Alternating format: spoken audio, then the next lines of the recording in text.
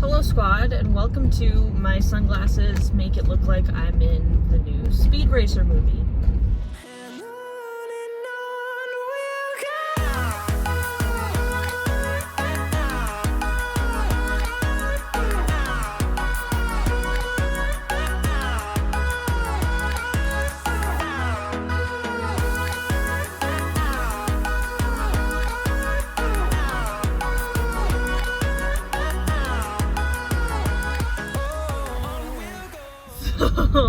I apologize for that. Please try to ignore them. I know they're really wonky, but when you can't get prescription sunglasses, you get the ones that fit over your regular glasses. So that's what we're working with. So today I've got Arlo in the back, and he is I know he is talking because he's really bored. He's been bored the past couple of I want to say weeks, because after his surgery, basically, he was not allowed to do anything. He's been on basically full crate rest for a couple weeks now. And this is just as a pretty big safety precaution to make sure that nothing happens and that he heals perfectly, etc.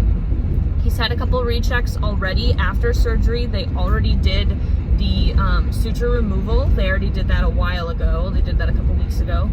And now he still has a splint on, and we are going to the surgeon today to see if he's either ready to get the splint off or if they need to put a new splint back on. Not really sure what they're gonna say. I'm not necessarily I'm not pinning my hopes on the fact that they're gonna take it off, because you never know what's going to happen. For a dog that is really high drive, this is a really difficult thing, because he has very high drive. So he wants to work, he wants to play, he wants to exercise. But right now, since he can't do any of those things, he's basically just been anxious, which is, he has a good off switch, I would say 99% of the time. But after this surgery, it kind of made me realize how important it is that he gets his exercise every day, because if he doesn't, this is kind of how he is. And it's not necessarily he's not behaving badly. It's just he's upset. He's kind of whiny. When I ask him to lay down, he's kind of mopey. He's like, oh, I don't want to lay down. He's not necessarily lethargic at all. He still wants to get up and run around, but he can't. Because I'm not letting him. He definitely has the ability to, even with his splint on, he will still attempt to take off and run when we go outside, to let him go to the bathroom. But I've been keeping him on a leash so he doesn't do that.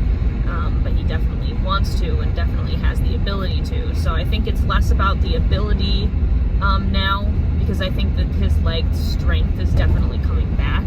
He definitely has that strength to be able to use the leg now. I think the pain is no longer there. The splint is basically what's keeping him from using it. And I don't know if that's probably good, because we don't want him to be using it right now. We're going to the vet today, and if you guys may or may not know, but I talked about it in a recent video. I moved back. I was living at Charlie's apartment in another state. I was living in Indiana. And then I moved back to Wisconsin. But Arlo's surgery took place in Indiana. So his surgeon is in Indiana. So I have to drive there for the recheck.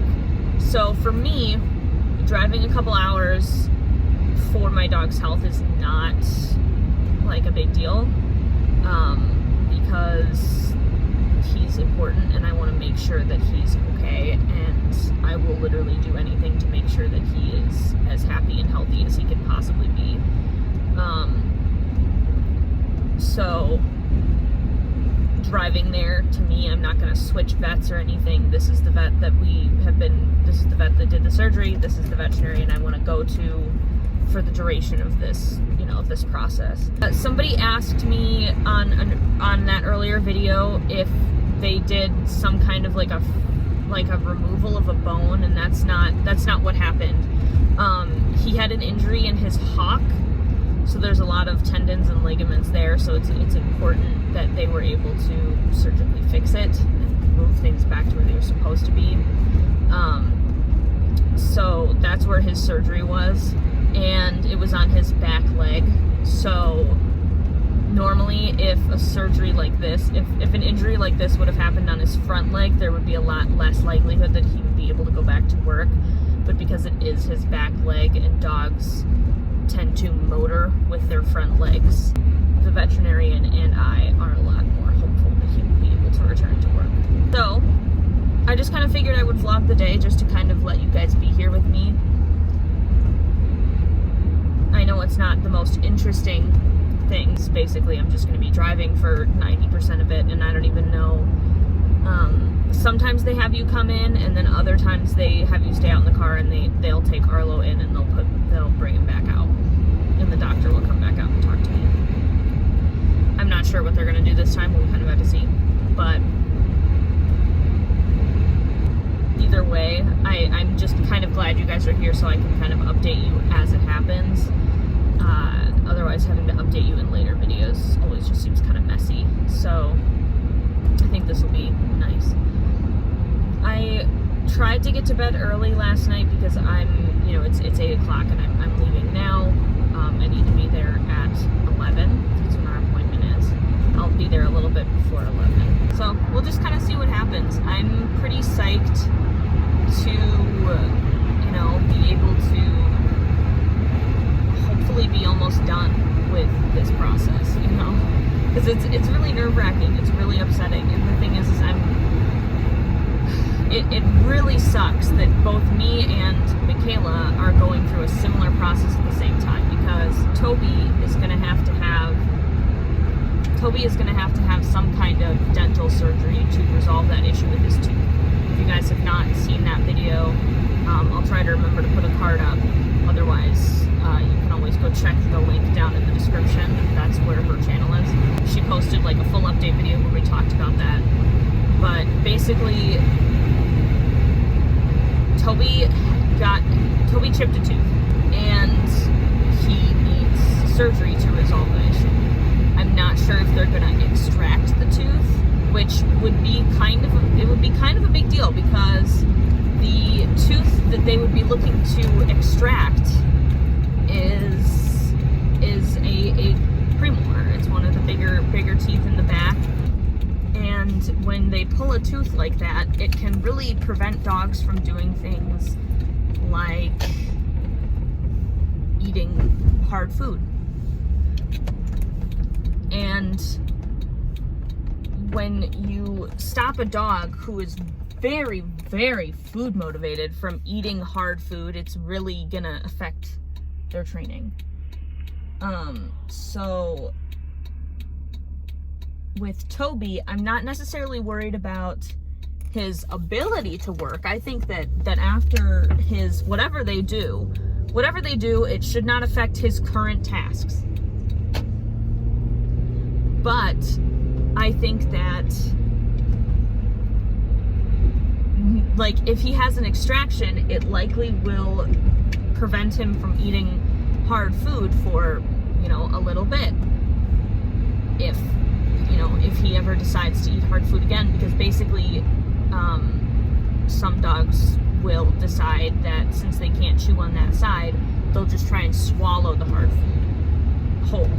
And that's very dangerous, obviously. So, we've got to be careful with that. So, for me, I'm just concerned if he can't chew hard food, is he going to still have the drive to work, even if we can't treat him with hard kibble like he normally gets. So we would probably have to find something that the treats that I've been looking at in case that happens. There's those little Bill Jacks, but the thing is she leaves her treats in this plastic bag in her treat pouch. I leave my treats in my treat pouch too. It's not like that big of a deal. But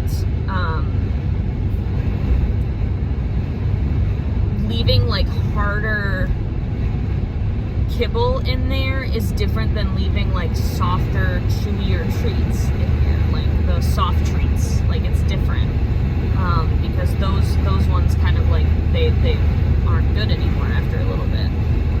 Not that kibble doesn't also go bad, but the softer treats go bad a lot faster. You know what I mean. So we'll kind of have to see what happens. If they do extract the teeth, obviously we'll try and figure something out. But if they don't, and they do like something else, like they talked about a root canal and extraction, and a root canal and sealant, which I think, at least for Toby, that might be the better option. We're not sure which one they're gonna do. I'm pretty sure that no matter what, Michaela will pick whatever they tell her to do. They're gonna do an x-ray, and then I think that she will basically say that whatever they say is the best possible option for him, they'll do that. But the root canal and sealant, at least they save the teeth, the tooth. And then his front teeth, I'm not sure what they're going to do with those, if anything. So, we'll just kind of have to see where everything is. But right now, that's kind of preventing him. That's preventing him from, doing the things that he loves, like chewing on hard things. He loves antlers. So it's kind of a big issue. And Arlo can't, do the thing that he loves, which is running around and playing and working. So it's just kind of difficult for both of us to be in that situation. And then once he has surgery, I'm sure for at least a couple days, it's going to be kind of rough. No matter what they decide to do, it'll be kind of rough after surgery because he won't be able to eat hard food. I'm not sure what they're going to do for that, but it's going to be a little bit tough for a couple days for his recovery, and then after that it might even be harder because we might have to figure out what to do about his training and stuff like that, because he's very food motivated. Toby is an extremely food motivated dog. For a while, if you didn't have, like, this was like a couple months ago though, this was like not recently, but a couple months ago, if you didn't have treats, he would not task for you. He would not listen to anything you were asking him to do. He would not listen to commands. Now, luckily, he'll listen to commands if you don't have treats, but after a few commands, if you're not treating him, he gets kind of frustrated. So we're still working that out. Maybe this will help work that out. I don't know. But, we'll just kind of see what happens. I mean, the other things that I can think of would be, like, motivating him with play, which he can't play right now either. He can't do tug or fetch. So it's difficult to kind of decide what to do, because he's not very praise motivated. And he's a rescue. So the thing is yes, there's things you can teach dogs at a young age to be motivated in different ways. But when we got Toby, he was at least 2 years old when we got him. So there wasn't really that big of a chance for us to change that, and it was never really a problem because it's just, okay, treats, all right. And I mean, I guess with other dogs like Arlo, I don't know if this is a poodle thing or what, but he is treat motivated, yes, but he also is praise motivated. So if I'm praising him, that's enough for him to keep working. I've worked him without treats and without any tools before, many, many, many times. Like, consistently I've done that. And he's never struggled. Like, that was never an issue for him. So I'm lucky in that regard, but at the same time, he's not very play motivated. He's a little play motivated, but not that much. So if I ever wanted to, train him with a disc or train him with fetch or tug or something like that, I couldn't do that as easily because eventually he would get moving. So we'll just kind of have to see how it plays out with Toby and with Arlo. Both of them are kind of in a place right now where lots of things are happening, and I just feel like a lot of things are changing right now, and it's really scary, but hopefully everything works out for the best, everything works out well,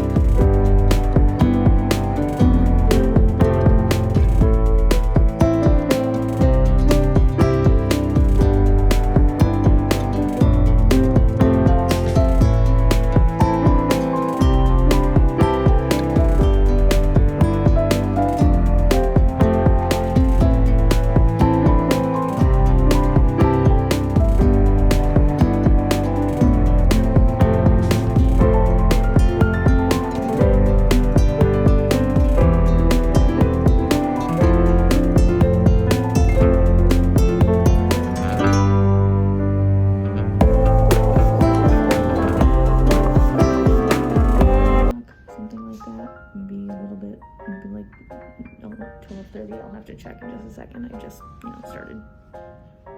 just turned on my video, so see you in a few minutes.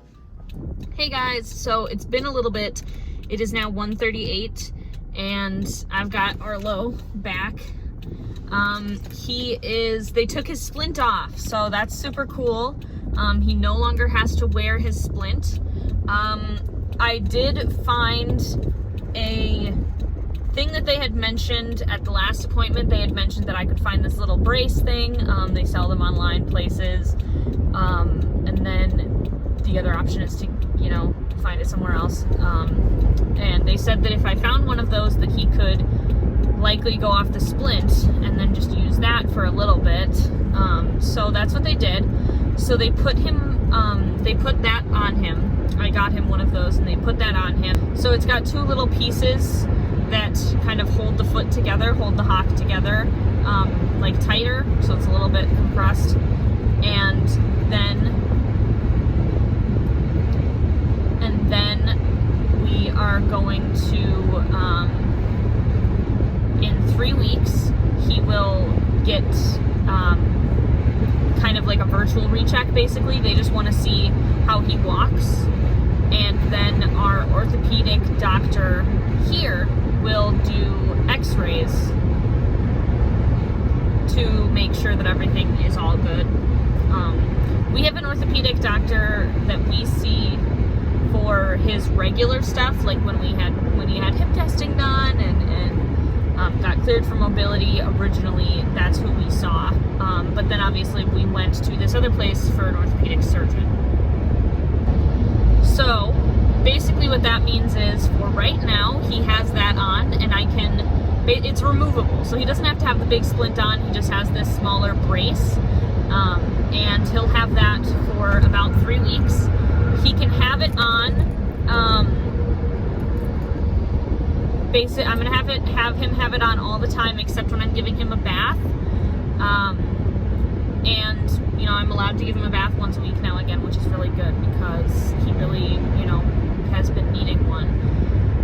And I can shave him down and stuff like that, make sure he's like fully comfortable.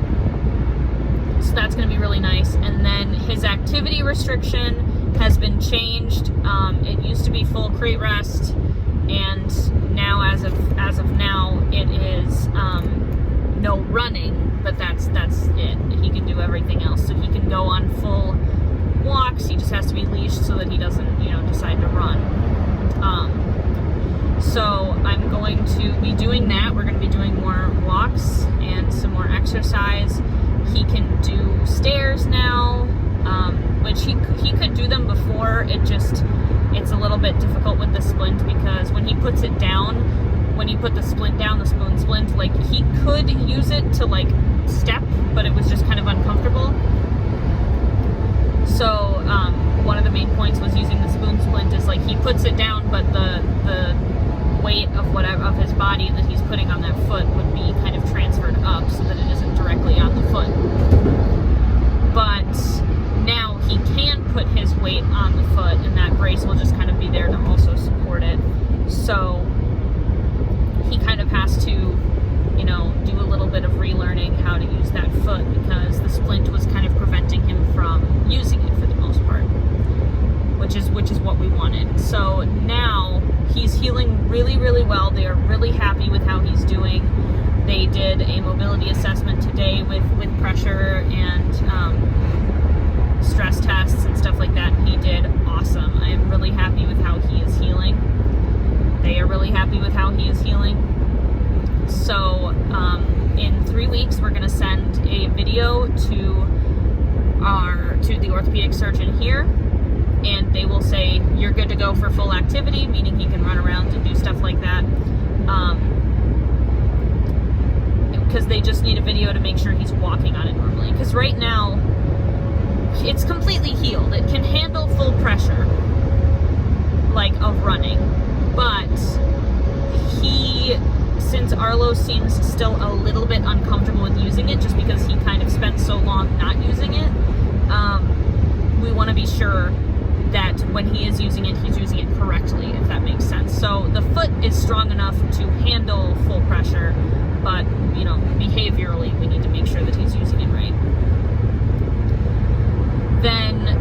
after we send him those videos and he says you're good to go for full activity, like running around and all non-mobility work, then we're going to go to our orthopedic veterinarian back home, and she's going to do full x-rays, full workup, and just be 100% sure that he's ready to go back for mobility work. And then basically I have to do, we're going to have to do some conditioning because he lost a good amount, basically all of his muscle, and he needs to gain all of that back before I'm comfortable doing mobility on him again. I need to make sure he's conditioned and fit. He's not necessarily like unhealthy right now, but he's back to basically kind of like a pet weight, which is not where I'm happy with him at. And since I couldn't really work it off of him, but I didn't want to like underfeed him, so it's just kind of rough right now. So we will kind of have to see how that goes. But in about 3 weeks, 3.5 weeks, he could be back to working. That would be awesome. But for right now, we are just going to be working on doing some conditioning, doing some slower walking, making sure that he's using the foot correctly, and making sure that he gets back to a fit and conditioned state, if that makes sense. So that's where we're at. I am really happy with how this appointment went. Now I have to drive all the way back, which is not fun, but that's okay. You know, we will, you know, we'll live. Luckily, I will likely not have to come back out here for a while, because right now they think that basically the surgery that they did, there is some screws and wires that go in that make it so the joint is actually going to be stronger than it was prior to the injury. And the reason that they do that surgery is so that dogs can go back to work. So they mostly do it only on working dogs because it is, number one, it's expensive, number two, it's a difficult surgery, and number three, the healing period is, you know, kind of long. And number four, with dogs like Arlo, where his you know, poodles are very lanky, they've got thinner limbs, so the screws, basically what could happen is after all the swelling goes down and everything like that, the screws could kind of poke out a little bit, and you would kind of see that, almost the head of the screw through the skin. You don't want to see that, obviously, because that means something's wrong. And since it's kind of like a bigger, almost like an implant sort of thing, you really don't want that to be sticking out and to be, you know, having any issues with the outside of the body. You want it to be remaining completely intact on the inside of the body. So one of the big things that we have to look for is to make sure that that's not happening, because in poodles that's really, really, really common. But the veterinarian, the surgeon that we went to is very, very good. He's done this surgery on several poodles before, and it's worked out. So what we're hoping for is that it stays completely intact.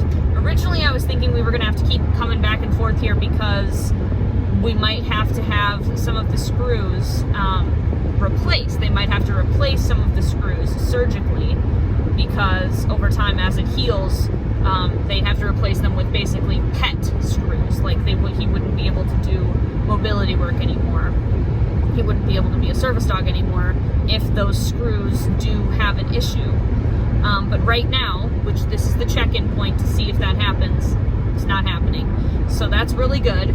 But the reason we thought we were going to have to keep coming back and forth is because basically he'd have to have like another surgery almost. They'd have to replace the screws once he's healed up as much as he is going to heal, and that's where he's at. He's completely healed at this point. But they would take those screws out if they were poking out a little bit. But it doesn't seem like that's happening. It seems like right now the heavier weight screws that we have in there are doing good. So I'm very happy with how that's going, and I'm really excited because, you know, there's a scary period where you think maybe your dog isn't going to go back to work, and, you know, that would be really scary for me because I could keep him as an ESA, but he is bigger, so, you know, it's difficult because some places are like, yes, we accept ESAs, but, you know, there's some places where, like, you know, if you get an apartment, it's too small and you can't take your dog out to work. So right now it's definitely, you know, we're basically 100% sure he's going to go back to work. We just kind of have to make sure that he's using that leg correctly. So a big part of these next couple weeks is going to be rehabilitation and making sure that he is using it correctly, and, you know, making sure that he knows when he's using it correctly.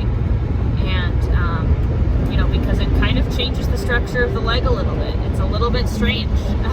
Dogs are not always used to it. So we want to be 100% sure that he is comfortable with it, because it's basically like having, you know, it's like having a new piece in there, and, you know, it's a little strange. So he is going to be, I think that he's going to be awesome. If we can keep these screws in, which it looks like we can, it's going to be great.